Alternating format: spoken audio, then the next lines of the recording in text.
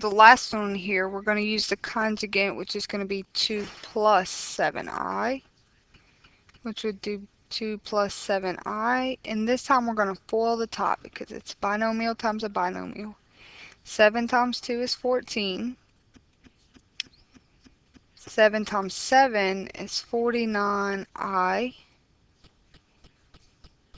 minus 4i minus 14i squared. Now, in the denominator, because this is a guaranteed conjugate, because one's with the minus and one's with the plus, we can just do first term. So 2 times 2 is going to give us a 4. And then negative 7i times 7i would give us negative 49i squared. So we want to simplify this a bit. I'm going to add the middle terms here and then change these into negative ones. So that would be 14 plus 49 minus 4 is 45. I minus 14 times negative 1. 4 minus 49 times negative 1. And this will give us, this becomes a negative times a negative is a positive 14. So if I add this positive 14 to this positive 14, I would have 28 plus 45i. A negative times a positive 49 plus 4 would be, what's that, 53?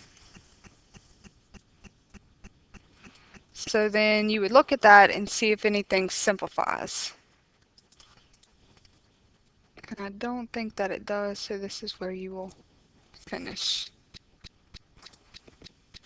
Okay, so this next section is just saying find the sum or the difference. And this is very basic. It's almost just like adding like terms. You can add the real parts with the real parts, and you can add the imaginary parts with the imaginary parts.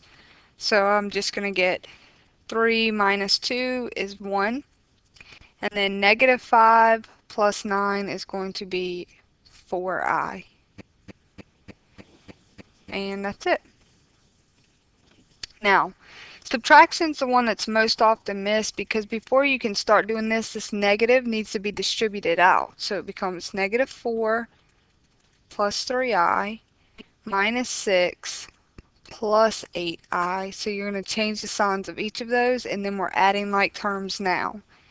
Negative 4 and then negative 6 is a negative 10.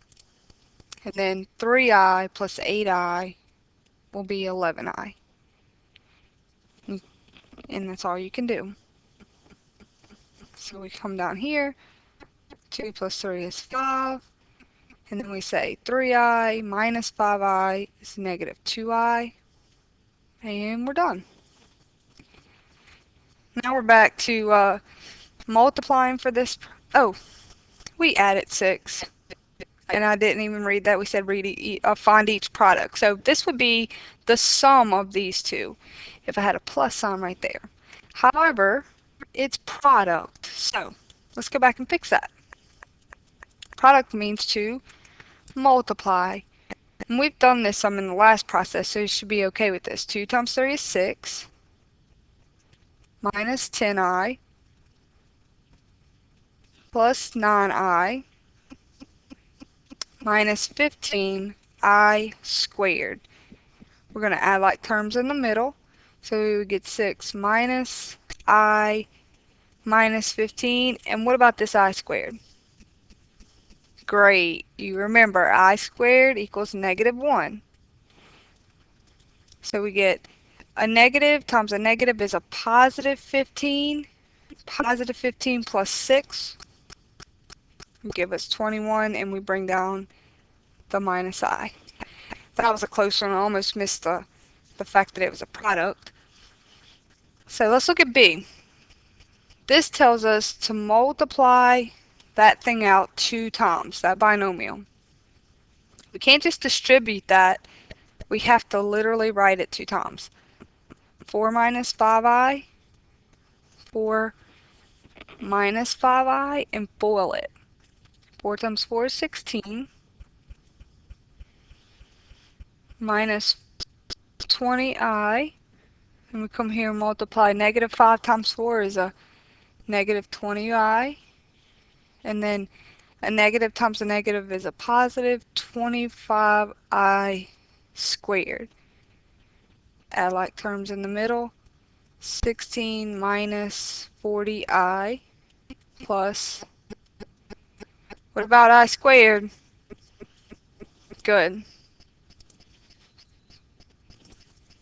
So this is going to be a negative 25 plus 16 will give us a negative 9 minus 40i. So then we add like terms there. And our last multiplication one. 9 times 9 is 81.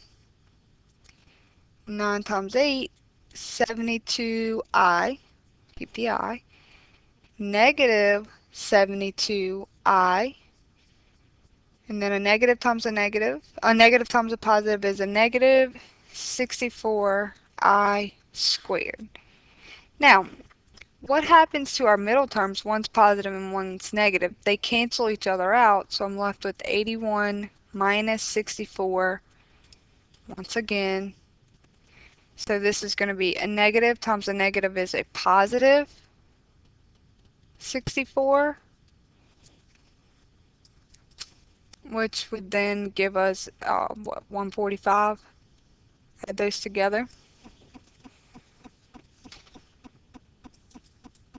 Alright, the next thing we're going to recall is we're going to look at some of the powers of the I cycle. And they have the same four outcomes over and over and over again. And since I to the fourth has the same outcome, it has a multiplicative property of 1. And then, of course, we know anything raised to the 0 power is 1. And it'll make a lot more sense when we fill this chart in. So I to the first power is just I. And then I squared, yep, that's right, negative 1. So then I cubed would be this one and this one together, which would just give us I times negative 1, which would be negative I. And then I to the fourth power would be like I squared times I squared, because that would give us 4 of us, so it would be negative 1 times a negative 1, it's a positive 1. Okay, so even if I couldn't figure that out, I could see that it was I, negative 1, negative I, and I. They told me that. And then we start back over here, and it says the same thing happens. It cycles through. I, negative 1, negative I, 1. And so the same thing would happen if I started up here with I to the 9th, I to the 10th, I to the 11th, I to the 12th, so on and so forth. So, how can we use these reoccurring cycles to help determine what I to the 33rd power is? Well, if you could do this a couple of different ways, but I'm just going to go through one way and let you see this. So if I could rewrite this as I to the 32nd power times I to the first, this is 32 of them, this makes 33. Then I haven't changed the value, I've just rewrote it.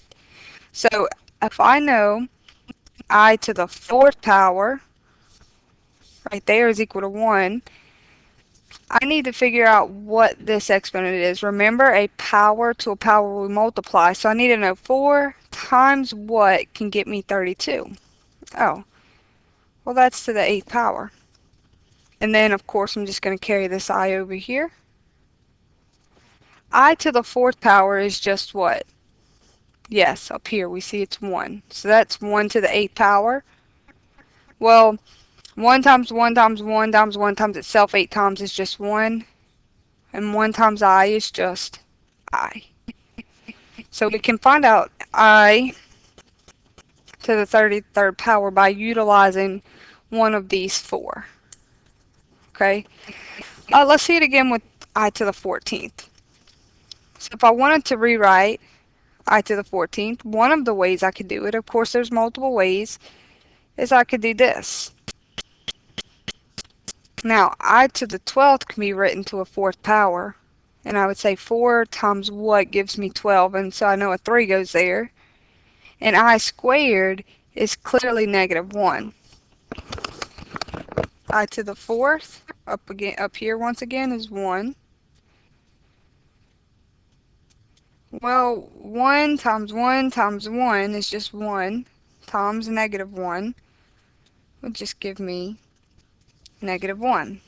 And so these take a little bit of practice, but basically we're able to calculate higher values, I to a higher exponent, by using the fact that there's a cycle of 4I, negative 1, negative I, and I, 4 outcome cycle that's going on. So it's going to just keep on, keep on, keep on. So this is just some of the breakdown and manipulation of using the powers of I to and the cycle to be able to calculate a higher value.